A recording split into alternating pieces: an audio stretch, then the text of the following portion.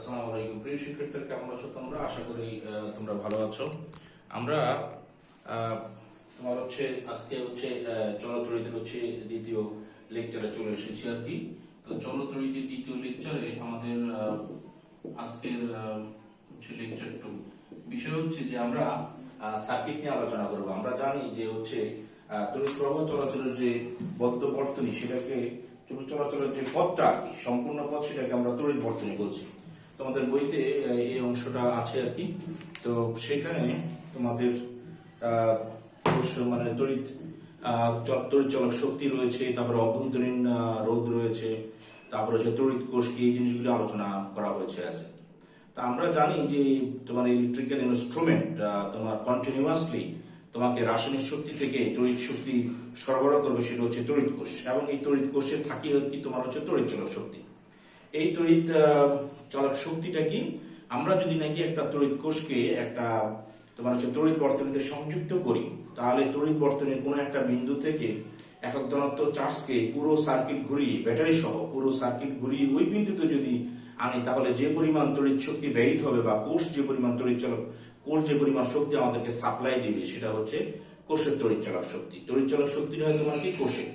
তাহলে আমরা কি বললাম যে একটা বর্তনীর এক বিন্দু থেকে একক ধনাত্মক মানে চার্জকে পুরো বর্তনী ঘুরিয়ে, কোষ সহ পুরো বর্তনী ঘুরিয়ে ওই বিন্দুতে যদি নাকি আবার একক ধনাত্মক চার্জকে নিয়ে আসি, তাহলে আমার যে পরিমাণ তড়িৎ শক্তি ব্যয়িত হবে অথবা কোষ যে পরিমাণ তড়িৎ মানে হচ্ছে শক্তি আমাকে সাপ্লাই দিবে, সেটাকে আমরা বলতেছি হচ্ছে কোষের তড়িৎ চলক শক্তি। আমরা যদি নাকি একটা বর্তনী দেখি, যেখানে বর্তনীতে আমরা বাহ্যিক রোধ আর রাখলাম আর এইখানে একটা তড়িৎ কোষ রাখলাম, যেটা হচ্ছে তড়িৎ চলক শক্তি হচ্ছে ই, বাহ্যিক রোধ হচ্ছে আর। আর আবার তড়িৎ, তাহলে হবে কি যে এই তোমার হচ্ছে ব্যাটারির ধনাত্মক প্রান্ত থেকে তড়িৎ প্রবাহিত ঋণাত্মক প্রান্তে আবার ধনাত্মক প্রান্তে আসবে। তাহলে এই যে তোমার হচ্ছে তড়িৎ প্রবাহ হচ্ছে, সেই তড়িৎ প্রবাহ হতে গেলে সেই মানে প্রথমেই পাবে বাহ্যিক রোধ আরটা। তাহলে কিভাবে মানে এই তড়িৎ শক্তিটা ব্যয়িত হবে এটা তো জানতে হবে। তাহলে তড়িৎ শক্তির একটা অংশ ব্যয়িত হবে কি, যে বাহ্যিক রোধ আর আছে এটা নিয়ে তার কিছু এনার্জি খরচ হয়ে যাবে।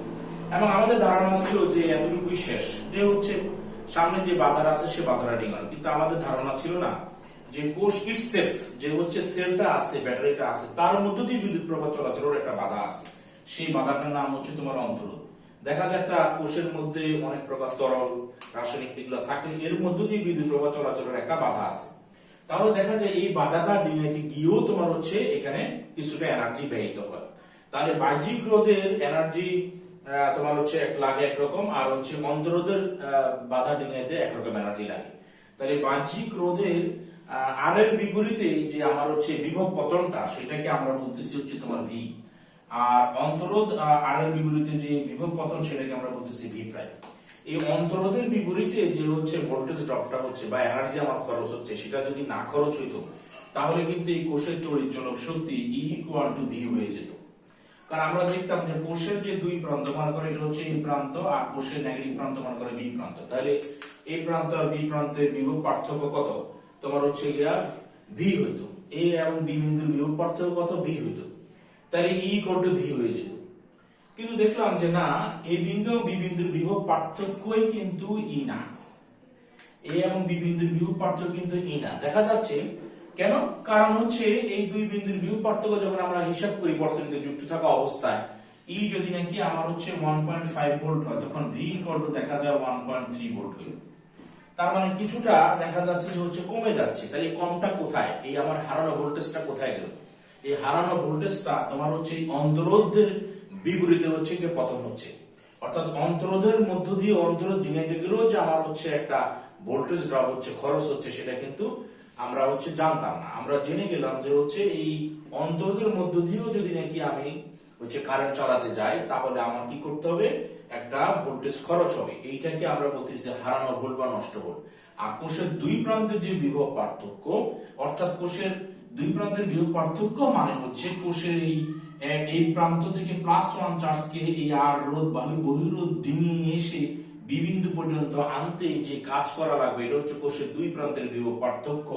এটাকে আমরা লিখেছি হচ্ছে তোমার কত, ভি এ মাইনাস বি, বা ভি এ থেকে বি পর্যন্ত। ঠিক আছে, এটা হচ্ছে শুধু ভি লিখলেও হয়। আর আরেকটা হচ্ছে যে কোষের তোমার হচ্ছে বি প্রান্ত থেকে মানে মানে কোষের নেগেটিভ প্রান্ত থেকে এই রাসায়নিক গুলো পার হয়ে কোষের ধনাত্মক প্রান্ত পর্যন্ত আসতে একটা ভোল্টেজ ড্রপ হয়, সেটার নাম দিলাম হচ্ছে ভি প্রাইম। তাহলে আমরা তখন ইটাকে লিখতে পারি দুই ভাবে, যে ই ইকুয়াল টু হচ্ছে ভি প্লাস ভি প্রাইম, অর্থাৎ যে কোষের যে তড়িৎচলক শক্তি তার একটা অংশ বহিরোদ্ধী মান হচ্ছে ঋণাত্মক খরচ হচ্ছে, আর আরেকটা অংশ খরচ হচ্ছে কোষের ঋণাত্মক প্রান্তে কোষের ভিতর দিয়ে কোষের ধনাত্মক প্রান্ত পর্যন্ত আসতে একটা তড়িৎচলক শক্তির একটা অংশ ব্যয়িত হয়। যে অংশটা ব্যয়িত হয় সেটাকে আমরা বলতেছি হারানো বা নষ্ট বল। এটার নাম হচ্ছে তোমার কি হারানো বা হচ্ছে নষ্ট বল, ঠিক আছে। আর এইটাকে আমরা বলতেছি প্রান্তীয় বিভব পার্থক্য, অর্থাৎ এটা প্রান্তীয় বিভব পার্থক্য মানে কোষের দুই প্রান্তের বিভব পার্থক্য, প্রান্তীয় বিভব পার্থক্য, বা এটাকে বলে হচ্ছে তোমার কি কোষের দুই প্রান্তের বিভব পার্থক্য, কোষের দুই প্রান্তের বিভব পার্থক্য। এখন ইকুয়াল টু যদি নাকি ভি প্লাস ভি প্রাইম হয় তাহলে আমরা কি বলতে পারি, ভি ইকুয়াল টু আমরা লিখতে পারি আই আর ভি প্রাইম বলতে পারি হচ্ছে আই ছোট হাতের, কারণ একই কারেন্ট তোমার ওই বাইরের রোধ দিয়েও যাবে আবার কোষের ভিতর দিয়েও যাবে, তাহলে এই জন্য লিখলাম আই। আর এটা ওহমের সূত্র অনুযায়ী আমরা জানি ভি ইকুয়াল টু আই, তাহলে এটাকে আই বড় হাতের আর প্লাস ছোট হাতের আর, এখানে বর্তমানে যে মূল প্রবাহ আই ইকুয়াল টু আসে E divided by R plus ছোট হাতের আর, এই হচ্ছে আমাদের সূত্র।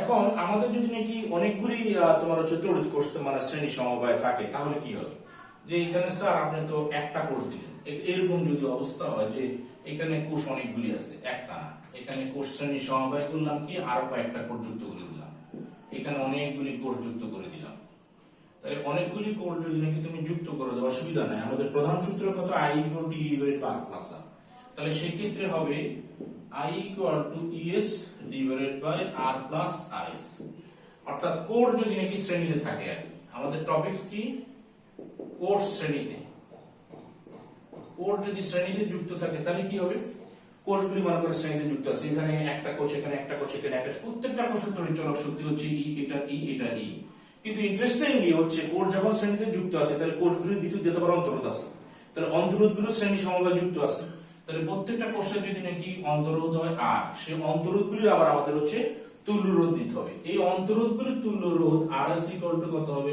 R1 প্লাস R2 প্লাস, এভাবে মনে হবে প্রত্যেকটা তো আর প্লাস আর মনে করো n সংখ্যক, তাহলে হবে nr।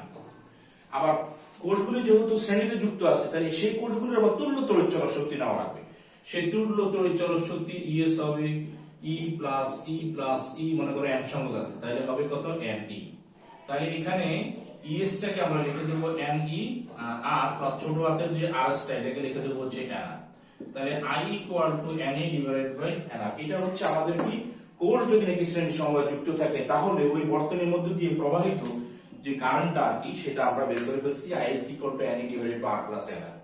এখন যদি নাকি এই কোষগুলি শ্রেণীতে যুক্ত না থেকে সমান্তরালে যুক্ত থাকে তাহলে ওই বর্তনীতে কি পরিমাণ তড়িৎ প্রবাহিত হবে আমরা যদি সেই দিকে যাই আর কি, যে কোষগুলি আমরা কি করলাম যে সমান্তরালে যুক্ত করে দেব, যে আমাদের এই হচ্ছে কোষগুলো সরি এটা তো হচ্ছে বাহ্যিক একটা রোধ দিয়ে নিয়ে আগে, আর হচ্ছে আমাদের কোষগুলিকে আমরা সমান্তরালে যুক্ত করব,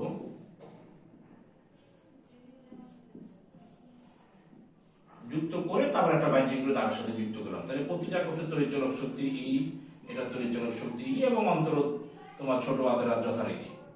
তাহলে আমরা যদি এই কোষগুলোকে সমান্তরালে যুক্ত করে নিই তাহলে আমাদের বর্তনীতে প্রবাহ কত হবে, আমরা এদিকে দিলাম হচ্ছে আই, বহিরোধ আর হয়ে তারপর হচ্ছে তোমার এখানে চলে আসবে, তাহলে এখানে কোষগুলি যদি নাকি সমান্তরালে যুক্ত থাকে আমরা সূত্র কি পেয়েছি যে আই ইকুয়াল টু আমাদের সবসময় থাকে E equal to R divided by R, মানে এটা হচ্ছে তড়িৎচলক শক্তি বর্তনীতে, বর্তনীর তড়িৎচলক শক্তি আর বর্তনীর মধ্যে আমরা রোধটা হিসাব করি, উপরেরটা বর্তনীর তড়িৎচলক শক্তি, নিচেরটা আরটা হচ্ছে বাহ্যিক রোধ আর এই ছোট আরটা হচ্ছে অন্তরোধ, যতগুলি অন্তরোধ থাকে সব আমাদের হিসাব করতে হবে। এই যদি আরটা আমরা দেখি, এটা যদি নাকি আজকে দেখি যে অনেকগুলি তড়িৎ কোষ শ্রেণীবায় সমান্তরালে যুক্ত থাকে তাহলে তার তুল্য বের করতে হবে, বাহ্যিক রোধ আর যদি দেখি অনেকগুলি হচ্ছে শ্রেণীবায় সমান্তরাল আছে তাহলে তার তুল্য রোধ বের করতে হবে, অন্তরোধ আরটা যদি দেখি শ্রেণীবায় সমান্তরাল আছে তাহলেও তার তুল্য রোধ বের করতে হবে, মানে প্যাটার্নটা হচ্ছে এরকম, আমরা বর্তনী যেরকম প্রশ্ন পাবো সেরকম অনুযায়ী করবো। এখন এখানে প্যাটার্নটা কি পাচ্ছি, এখানে প্যাটার্নটা দেখতেছি অনেকগুলি কোষ সমান্তরালে যুক্ত আছে, আর একটা কি করতেছে বাহ্যিক রোধ আর আছে, তাহলে বাহ্যিক রোধ আর আমাদের ঠিক আছে, কিন্তু ই ঠিক নাই আর ঠিক নাই, কারণ এই ই গুলি সমান্তরালে যুক্ত আছে। তাহলে এইটাকে আমরা লিখবো EP divided by R plus হচ্ছে আরপি। আপনি স্যার কেন লিখলেন? কারণ হচ্ছে বর্তনীর কোষগুলি যখন সমান্তরালে যুক্ত, তাহলে ওই কোষগুলি যে অন্তরোধ ছোট ছোট আরগুলি আছে তারাও সমান্তরালে যুক্ত, তাহলে সেই অন্তরোধগুলির তুল্যরোধ আরপি হলে আমরা লিখতে পারবো 1/rp = 1/r প্লাস হচ্ছে 1/r। যদি n সংখ্যক হয় তাহলে n/r, সেখান থেকে rp করে যদি উল্টায় দিই r/n। একইভাবে আমরা দেখি যে কোষগুলো যদি সমান্তরালে যুক্ত থাকে তাহলে তুল্য যে তড়িৎ চলক শক্তি সেটা কিন্তু ই হবে। এখন এখানে মনে হতে পারে যে শ্রেণীতে তো n হয়ে গেল, যোগ হয়ে গেল, এখানে কেন মানে হচ্ছে এতগুলার মধ্যে মাত্র একটা তড়িৎ চলক শক্তি হলো। এটার উত্তর হচ্ছে যে কোষগুলো যখন নাকি সমান্তরালে যুক্ত তখন প্রত্যেকটা সবগুলি কোষের দুই প্রান্ত কিন্তু একই প্রান্ত। আর আমরা জানি যে মুক্ত অবস্থায় যদি নাকি আমি বর্তনীতে না দিই তাহলে কোষের দুই প্রান্তের যে বিভব পার্থক্য এটাই তার মানে হচ্ছে তড়িৎ চলক শক্তি। কোষের দুই প্রান্তের যে বিভব পার্থক্য সেটাই হচ্ছে তোমার কি মানে তার তড়িৎ চলক শক্তি। তো এখন মনে করো আমি সার্কিট ডিসকানেক্ট অবস্থায় এই তিনটা কোষকে হচ্ছে প্যারালাল রাখলাম, তাহলে তিনটা কোষের দুই প্রান্ত তো একই প্রান্ত, তাহলে প্রথম কোষের দুই প্রান্তের বিভব পার্থক্য ই, দ্বিতীয় কোষের দুই প্রান্তের বিভব পার্থক্য ই, তৃতীয় কোষের দুই প্রান্তের বিভব পার্থক্য ই। তাহলে যদি নাকি পুরো এই জিনিসটা আর কি আমি দুই প্রান্তের বিভব পার্থক্য পরিমাপ করি, যেহেতু দুই প্রান্ত একই প্রান্ত প্রত্যেকটা কোষেরই, তাহলে এই দুই প্রান্তের বিভব পার্থক্যই তো এই তিনটা কোষের হচ্ছে মানে হচ্ছে দুই প্রান্তের বিভব পার্থক্য। তাহলে প্রথম কোষের তড়িৎ চলক শক্তিও যা, এই পুরো কম্বিনেশনটারও দুই প্রান্তের বিভব পার্থক্য তা। তাহলে যেহেতু পুরো কম্বিনেশনটা দুই প্রান্তের বিভব পার্থক্য হচ্ছে ই, তাহলে এইটার তুল্য তড়িৎ চলক শক্তিও হবে তোমার হচ্ছে ই। তাহলে আমরা এখন বর্তনীতে সংযোগ করে দিলাম, তাহলে এই ইপিটা আমার হবে শুধুমাত্র কি ই। তাহলে আমি ইপিটা লিখবো ই বাহ্যিক রোধ আর, আর এই আরপিটাকে লিখবো হচ্ছে r/n। তাহলে nটা উপরে উঠে যাবে, n ডিভাইডেড বাই n বড় হাতের আর বা ছোট হাতের আর। একটু আগে এটা হচ্ছে আমাদের আইপি, অর্থাৎ যদি নাকি আমরা অনেকগুলি কোষকে সমান্তরালে প্যারালালে যুক্ত করি তাহলে ওই বর্তনীর মধ্যে প্রবাহিত তড়িৎ equal to n divided by r plus ছোট হাতের আর প্লাস n ইনটু বড় হাতের আর। একটু মিল আছে যে কোষ যখন শ্রেণীতে যুক্ত থাকে তখন আমরা বের করছিলাম কি শ্রেণীতে, তখন আমরা ছিল is equal to n e divided by বড় হাতের আর n ইনটু ছোট হাতের আর। এই তাহলে আমরা এখন একটা অঙ্ক দেখবো যে কিভাবে তোমার হচ্ছে এই বর্তনীর অঙ্কগুলি করা যায়। এই জিনিসগুলি জানা থাকলে যে রোধ শ্রেণীতে থাকলে সমান্তরালে থাকলে কোষ শ্রেণীতে থাকলে সমান্তরালে থাকলে কিভাবে আমরা সার্কিটের মধ্যে দিয়ে প্রবাহিত তড়িৎ, তারপর হচ্ছে ভোল্টেজ, দুই প্রান্তের বিভব পার্থক্য বা হচ্ছে উৎপন্ন তাপ শক্তির হার, এই জিনিসগুলি বের করতে পারবো। আমরা যদি নাকি ঢাকা বোর্ড 19, চট্টগ্রাম, কুমিল্লা 19, দিনাজপুর 19, সিলেট 19 এই প্রশ্নগুলি 19 সালের প্রশ্ন দেখি, তাহলে দেখা যায় যে সবগুলি বোর্ডের প্রশ্নের প্যাটার্ন একই রকম, অর্থাৎ প্রতিটাতেই হয় একটা তুল্য রোধ বের করতে বলছে, কিন্তু মেইনলি যেটা বের করতে বলছে সেটা হচ্ছে কোন একটা রোধের বিপরীতে অথবা পুরো বিদ্যুৎ সংযোগে বা বর্তনীতে উৎপন্ন তাপের হার কত। তো উৎপন্ন তাপের হার আমরা জানি তাপ H = W বা H = VIT = I²RT, এরকম আমরা লিখতে পারি। আর তাপের হার বললে T দ্বারা ভাগ করলে H = I²R বা V² ভাগ R, এটা আমরা লিখতে পারি। এই জিনিসটাই পুরো 19 সালের প্রশ্নে এসেছে আর কি, সবগুলি বোর্ডের তোমার হচ্ছে 19 সালের প্রশ্নের প্যাটার্ন একই রকম। তাহলে আমরা যদি নাকি তোমার একটু সহজ দিয়ে শুরু করি আর কি। আমাদের এখানে আছে তোমার হচ্ছে কত, সরি ঢাকা বোর্ড না, এটা হচ্ছে আমাদের দিনাজপুর বোর্ড 19।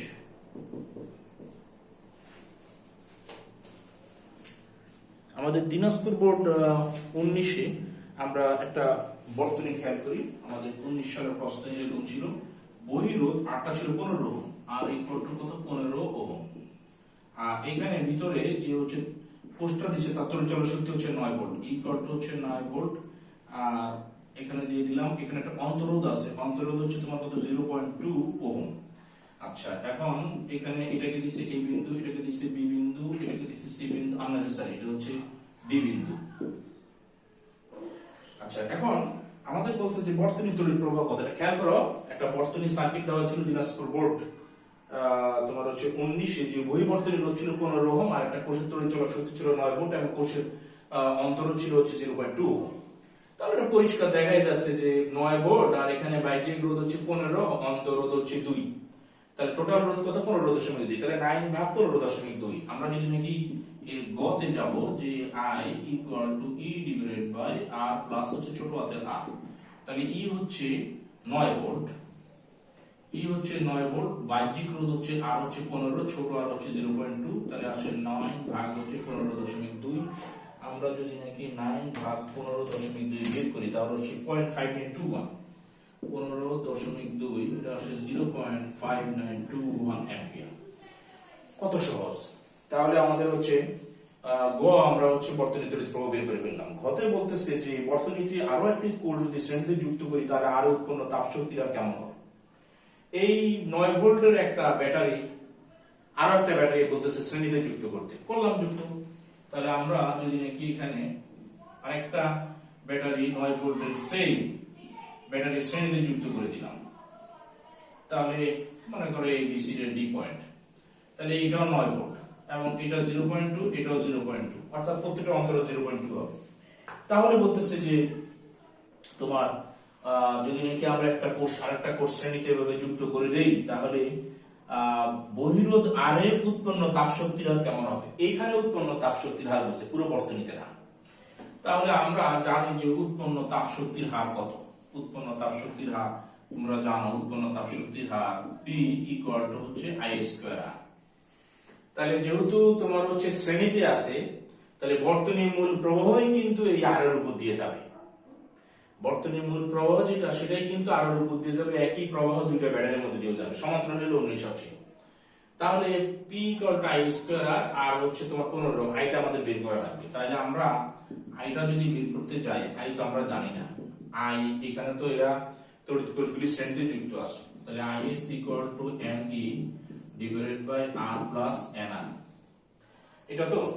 তাহলে এটাকে আমরা একটু আগে এরকম পেয়েছিলাম NE ডিভাইডেড বাই তোমার হচ্ছে R প্লাস N ছোট হাতের R। তাহলে এখানে কোষ কয়টা? দুইটা। N হচ্ছে দুইটা, E কত?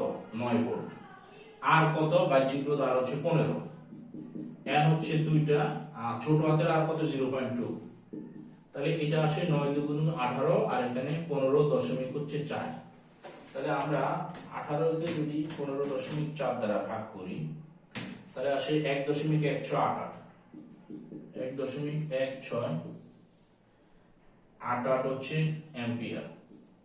আর আমরা এখানে যদি নাকি বসাই দিই তাহলে এটা আসে 1.1688 আর সামথিং আছে ইনটু হচ্ছে R। তাহলে বর্তনীর প্রবাহ কত? বর্তনীর হচ্ছে বহিরোধ হচ্ছে 15, তাহলে এটাকে স্কয়ার করে 15 দ্বারা গুণ করে দেব। এটাকে যদি নাকি আমরা স্কয়ার করি এটার সাথে 15 দ্বারা গুণ করি তাহলে আমাদের আসে 20.4924, 20.4924 এত ওয়াট।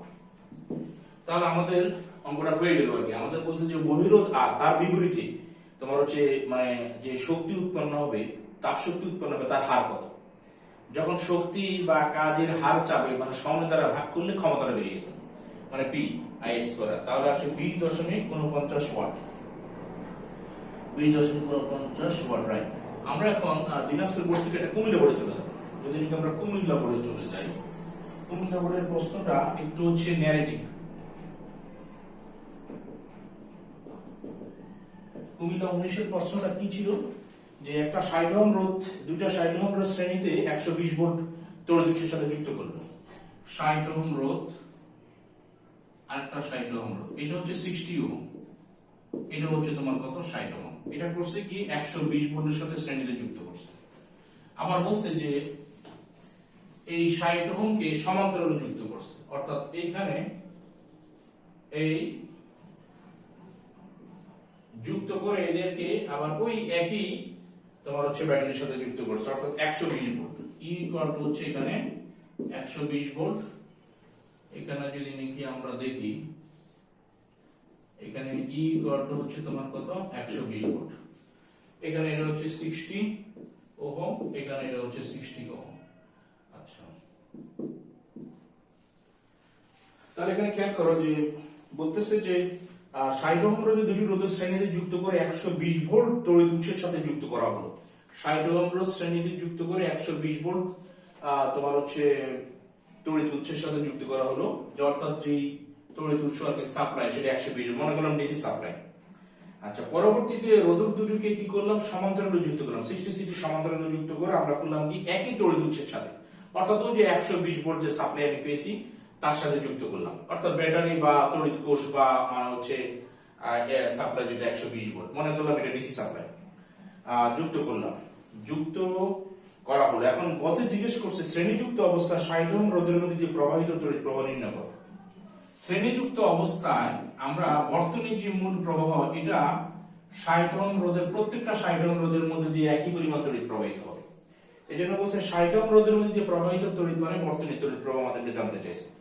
তাহলে আমরা যদি নাকি এটার আরএস টা বের করি, যে আরএস ইকুয়াল টু 60 যোগ 60 সমান সমান কিন্তু 120 ওহম। ঠিক আছে, মানে এটাকে যদি একটু ভেঙে লিখি যে R1 যোগ R2, আমরা জানি যে শ্রেণীতে তুল্য রোধ হচ্ছে তোমার কি হয়ে যায়, যোগ হয়ে যায় 60 যোগ 60, তাহলে সমান সমান 120 ওহম। তাহলে আমাদের বর্তনী প্রবাহ কত, I equal to E divided by RS। তাহলে E হচ্ছে তোমার কত 120 ভোল্ট, RS হচ্ছে 120, তাহলে এটা আসে কত 1 অ্যাম্পিয়ার। তাহলে দেখা যায় যে বর্তনীর প্রবাহ মাত্র 1 অ্যাম্পিয়ার এবং এই 1 অ্যাম্পিয়ার তড়িৎ প্রবাহই তোমার হচ্ছে এই 60 ওহম রোধের প্রত্যেকটার মধ্যে দিয়ে পার হবে। How easy this sound.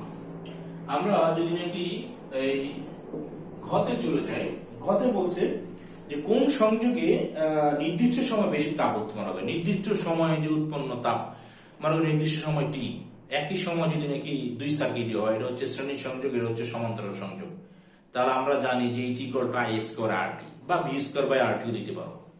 তাহলে তখন যদি নাকি H1 বা H2 তুলনা করি আমরা, তাহলে টিটি কেটে যাবে। তাহলে আমরা আগে H1 বা H2 টা বের করব। প্রথম যে বর্তনী সেটাতে আমরা 1 অ্যাম্পিয়ার তড়িৎ পেয়েছি, ঘ আমরা জানি যে H equal to I square RT। তাহলে আমাদের এখানে I টা আমরা কত পেয়েছি, এখানে RS I টা পেয়েছি 1 অ্যাম্পিয়ার, RS টা হচ্ছে 120 আর T টা আমি জানি না, তাহলে এটা হচ্ছে 120 টি। যখন প্যারালালে আছে, সমান্তরালে আছে, তখন আমাদের এই আরপি টা কত, তুল্য আরপি টা আমরা জানি 60 এর সাথে 60 এর যদি নাকি আমরা প্যারালাল করি তাহলে আসে 30 ওহম। তাহলে 60 ওহম এবং 60 ওহম রোধ যদি সমান্তরালে যুক্ত করি তার তুল্য রোধ হচ্ছে 30 ওহম। তাহলে বর্তনীর মূল প্রবাহ কত, তাহলে I ইকুয়াল টু হচ্ছে E ডিভাইডেড বাই হচ্ছে আরপি। এটা হচ্ছে 120 ভোল্ট ভাগ আরপি টা হচ্ছে 30, তাহলে এটা আসে তোমার কত 4 অ্যাম্পিয়ার। তাহলে আমাদের H1 H2 এখানে হিটটা কত, H2 equal to I square RT, এখানে R টা হচ্ছে সমান্তরালে আছে, তাহলে I টা কত 4 অ্যাম্পিয়ার, তাহলে 4 স্কয়ার, RP টা হচ্ছে তোমার কত 30 ইনটু হচ্ছে T, তাহলে 4 4 16 ইনটু 30 T। তাহলে এখানে 300 কত আসে 48, 480 T। তাহলে দেখা যায় যে প্রথম যে বর্তনী যেখানে নাকি হচ্ছে রোধগুলি শ্রেণীতে যুক্ত আছে সেখানে উৎপন্ন তাপ 120 টি, নির্দিষ্ট সময় টি তে উৎপন্ন তাপ 120 টি, এবং একই রোধ যদি নাকি আমরা করলাম কি দুটো রোধকে সমান্তরালে যুক্ত করলাম যেখানে তুল্য রোধ 30, তখন আমাদের যে উৎপন্ন যে তাপটা সেটা আসে তোমার কোন নির্দিষ্ট সময় টি তে 480 টি। তাহলে 480 টি শ্রেণীতে যুক্ত যে প্রথম বর্তনী যে রোধগুলো যুক্ত সেখানে উৎপন্ন তাপ 120 টি 4 গুণ 4 বার 48। তাহলে আমরা বলতে পারি যে H2 ভাগ H1 ইকুয়াল টু 480 টি ভাগ হচ্ছে 120 টি, তাহলে আসে কত তোমার 4, মানে H2 ইকুয়াল টু হচ্ছে 4H1। তাহলে আমাদের দ্বিতীয় যে বর্তনী যদি নাকি কোষকে আমরা সমান্তরাল যুক্ত অর্থাৎ সমান্তরাল সংযোগ এই নির্দিষ্ট সময়ে বেশি তাপ উৎপন্ন হবে। আল্লাহ হাফেজ।